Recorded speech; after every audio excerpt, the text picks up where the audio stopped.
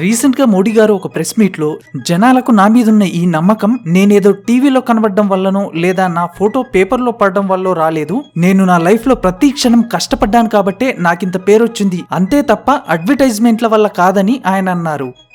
Modi pay భరోసా అఖబార్ కి సుర్ఖియోं से पैदा नहीं हुआ. मोदी पे ये भरोसा टीवी पर चमकते चेहरों से नहीं हुआ है. जीवन खपा दिया है, पल पल खपा दी है, देश के लोगों के लिए खपा दी है, देश के उज्जवल भविष्य के लिए खपा दी है.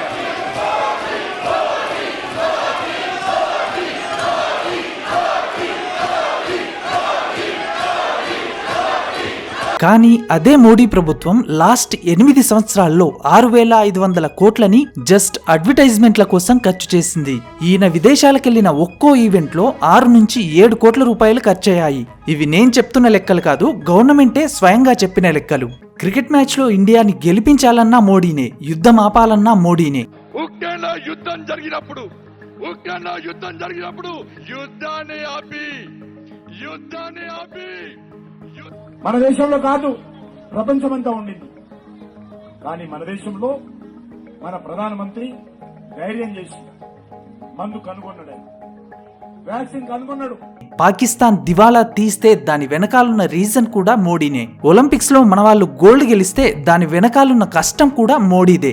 ఇది ప్రస్తుతం మన దేశంలో ఉన్న మీడియా పరిస్థితి. ఈ రోజు ఈ వీడియోలో మన దగ్గర నుంచి ముక్కుపిండి వసూలు చేస్తున్న ట్యాక్స్ డబ్బుల్ని మన నాయకులు ప్రకటనల కోసం ఎంతెంత ఖర్చు చేస్తున్నారో చూద్దాం. మోడీ గారు గుజరాత్ సీఎం అయిన దగ్గర నుంచి ఇండియాకి పీఎం అయ్యే వరకు తన బ్రాండ్ ని పెంచుకోవడానికి ఎన్ని కోట్లు ఖర్చు చేశారో ఈ వీడియోలో చూద్దాం. ఒక్క బీజేపీనే కాదు, అధికారంలో ఉన్న వివిధ పార్టీలు ప్రకటనల కోసం ఎంతెంత ఖర్చు చేస్తున్నాయో, గతంలో అధికారంలో ఉన్న కాంగ్రెస్ ఎంత ఖర్చు చేసిందో అన్ని విషయాల్ని ఈ వీడియోలో మనం తెలుసుకుందాం.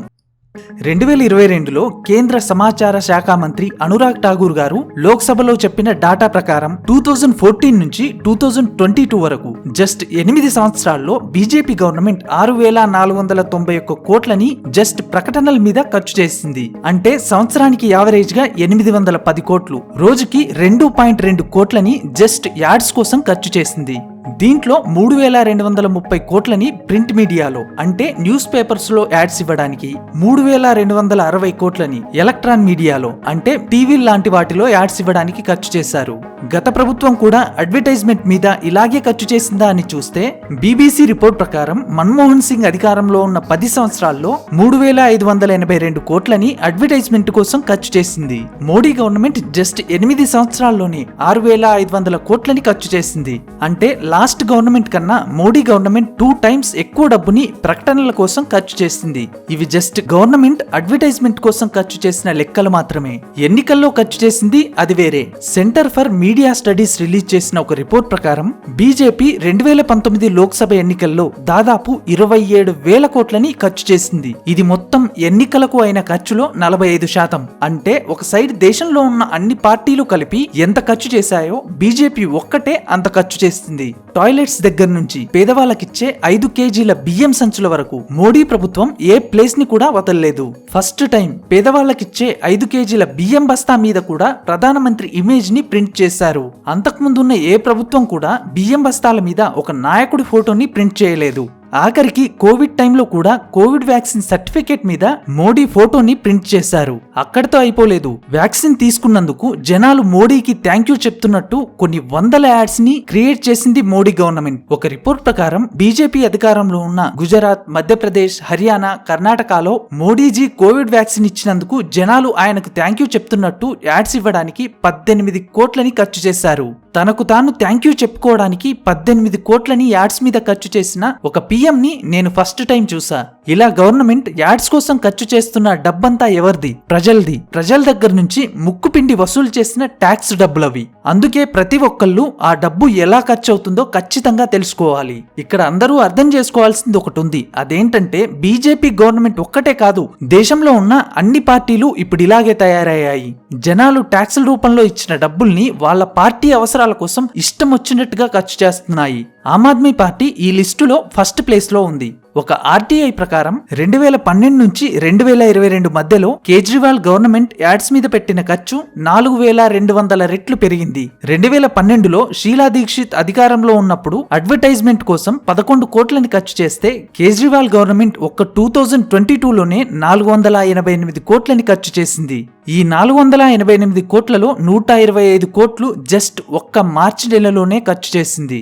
నెలకి 125 కోట్లు, అది అడ్వర్టైజ్మెంట్ కోసం. ఇలాంటి యాడ్స్ జనాలకి దేనికి పనికొస్తాయి? ఆమ్ ఆద్మీ పార్టీ పంజాబ్లో అధికారంలోకి వచ్చిన 2 నెలల్లోనే 27 కోట్లని ప్రకటనల కోసం ఖర్చు చేసింది.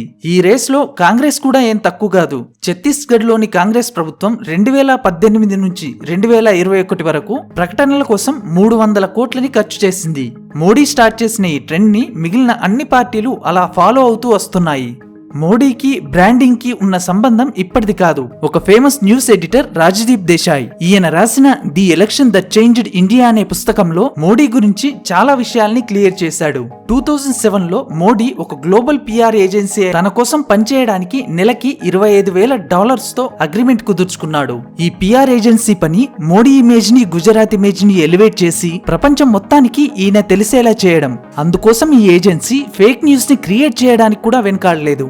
అమెరికా అధ్యక్షుడు ఒబామా కూడా నరేంద్ర మోడీ ప్రసంగాన్ని వింటున్నట్టుగా ఉన్న ఫొటోస్ ని ఇండియన్ మీడియాలో రిలీజ్ చేసి మోడీకి హైప్ తీసుకొచ్చింది ఈ ఏజెన్సీ. ఈ బుక్ లో చెప్పిన దాని ప్రకారం సీఎం ఆఫీస్ నుంచి మోడీ ఇమేజెస్ ని రెగ్యులర్ గా రిలీజ్ చేసేవాళ్ళు. మోడీ గార్డెన్ లో పుస్తకాలు చదువుతున్నట్టుగా, పిల్లలతో ఆడుతున్నట్టుగా, గాలిపటాలు ఎగరేస్తున్నట్టుగా ఇలాంటి ఫొటోస్ తో మోడీని ఒక కొత్త యువనాయకుడిగా చూపించడానికి ఈ ఏజెన్సీ ట్రై చేసింది, సక్సెస్ అయింది. ఆ టైంలో మోడీజీ క్లైమేట్ చేంజ్ మీద ఒక బుక్ ని కూడా రాసి ప్రింట్ కూడా చేశాడు. అలా స్టార్ట్ అయిన మోడీ బ్రాండింగ్ ఇప్పటికీ కంటిన్యూ అవుతూ వస్తుంది. రూల్స్ ప్రకారం ఏ పార్టీ అయినా సరే గవర్నమెంట్ డబ్బుల్ని గవర్నమెంట్ పథకాల యాడ్స్ ఇవ్వడానికి మాత్రమే ఖర్చు చేయాలి. అంతే తప్ప ఒక పార్టీ కోసమో లేదా ఒక నాయకుడి కోసమో ఖర్చు చేయడం చట్ట ప్రకారం నేరం. కానీ బీజేపీ దీంట్లో కూడా లూప్ హోల్స్ వెతికింది. ఈ ఇమేజ్ ని చూడండి, ఏదైనా తేడా కనిపిస్తుందా? Central government last year 1 nation 1 fertiliser అనే ఒక స్కీమ్ ని స్టార్ట్ చేసింది. ఈ స్కీమ్ లో భాగంగా రైతులకు ఎరువుల్ని సబ్సిడీ కింద ఇస్తుంది. ఇక్కడ మీరు క్లియర్ గా అబ్జర్వ్ చేస్తే భాజపా అనే పేరు మీకు కనిపిస్తుంది. మోడీకి బ్రాండ్ ఇమేజ్ ని తీసుకురావడంలో పిఆర్ ఏజెన్సీలు, న్యూస్ పేపర్లు మాత్రమే కాదు, టీవీ మీడియా కూడా ఒక పెద్ద రోల్ ని ప్లే చేస్తుంది. ఈ రోజుల్లో మీడియా ఎంత దిగజారిందంటే వాళ్ళు ఒక న్యూస్ ని చూపిస్తున్నారా లేదా ఒక పొలిటికల్ పార్టీ యాడ్ ని చూపిస్తున్నారా అని కనుక్కోవడం చాలా కష్టం. ఫర్ ఎగ్జాంపుల్, ఈయన ఏ టెంపుల్ కి వెళ్ళినా అన్ని ఛానల్స్ దాన్ని లైవ్ టెలికాస్ట్ చేస్తాయి. ఒకే ఛానల్ నుంచి ముగ్గురు యాంకర్స్ మోడీని కవర్ చేయడానికి అక్కడికి వెళ్తారు. ఒక రాజకీయ నాయకుడు టెంపుల్ కి వెళ్ళడం నార్మల్ విషయం. కానీ ఆ నార్మల్ విషయాన్ని కూడా ఈ మీడియా ఛానల్స్ అన్నీ కలిసి ఒక స్పెషల్ ఈవెంట్ లాగా చేస్తున్నాయి. మోడీ గారు తన తల్లిని కలవడానికి వెళ్ళినా దాన్ని కూడా ఈవెంట్ లాగా చూపిస్తున్నారు. ఒక్కసారి ఈ ఛానల్స్ అన్ని మోడీ గురించి ఎలాంటి న్యూస్ ని టెలికాస్ట్ చేస్తున్నాయో చూడండి.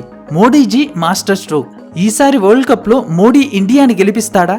యుక్రెయిన్ యుద్ధం ఆపింది మోడీనే. పాకిస్తాన్ లో నాయకులు కరెక్ట్ గా లేక ఆ దేశం దివాలా తీస్తే అది కూడా మోడీ మాస్టర్ ప్లానే. ఒలింపిక్స్ లో మన వాళ్ళకి గోల్డ్ మెడల్ వస్తే దాని వెనకాల కష్టం కూడా మోడీదే. వీళ్ళు న్యూస్ ని ప్లే చేస్తున్నారా లేదా ఒక పార్టీకి ప్రచారం చేస్తున్నారా అనేది అర్థం కావట్లేదు. ఒక్క టీవీలోనే కాదు, గవర్నమెంట్ కి సంబంధించిన ఏ వెబ్సైట్ అయినా తీసుకోండి, ఓపెన్ చేయగానే ఫస్ట్ మీకు మోడీ ఫోటో కనిపిస్తుంది. ఆఖరికి సుప్రీంకోర్టు అధికారిక ఈమెయిల్లో కూడా మోడీ ఫోటోని ఇరికించారు మన వాళ్ళు. కానీ సుప్రీంకోర్టు వెంటనే మోడీ ఇమేజ్ ని తీసేయాలని చెప్పడంతో తర్వాత తీసేయాల్సి వచ్చింది. ఇలా మోడీజీ తన ఇమేజ్ ని పెంచుకోవడానికి దేన్ని వదలట్లేదు. ఒక్క బీజేపీయే కాదు, దేశంలో ఉన్న అన్ని పార్టీలు ప్రస్తుతం ఇలాగే చేస్తున్నాయి. జనాల దగ్గర నుంచి కలెక్ట్ చేసిన కొన్ని కోట్ల రూపాయలని అనవసరమైన ప్రచారాల కోసం తగలేస్తున్నాయి. ఒక్కో పార్టీ ఇన్ని కోట్ల రూపాయలని ఖర్చు చేస్తే దేశంలో ఉన్న అన్ని పార్టీలు కలిసి ఎన్ని కోట్ల రూపాయలని అడ్వర్టైజ్మెంట్ మీద ఖర్చు చేస్తున్నాయో జస్ట్ ఊహించుకోండి. నాకొక్కటి అర్థం కావట్లేదు, ఏ పార్టీ అయినా సరే దేశం కోసం పనిచేస్తుంది. జనాలు కట్టిన ట్యాక్స్ డబ్బులతోనే గవర్నమెంట్ నడుస్తుంది. అలాంటప్పుడు పథకాల పైన పెడితే గిడితే ఇండియా ఫోటో పెట్టాలి కానీ ఒక నాయకుడి ఫోటో పెట్టడం ఎంతవరకు కరెక్ట్? మరి మీరేమనుకుంటున్నారో కింద కామెంట్ చేయండి. ఈ వీడియో ద్వారా కొన్ని ఇంట్రెస్టింగ్ విషయాలు తెలుసుకున్నారని అనుకుంటున్నాను. ఈ వీడియో కనుక మీకు నచ్చినట్టయితే లైక్ చేయండి, షేర్ చేయండి, కామెంట్ చేయడం మాత్రం మర్చిపోకండి.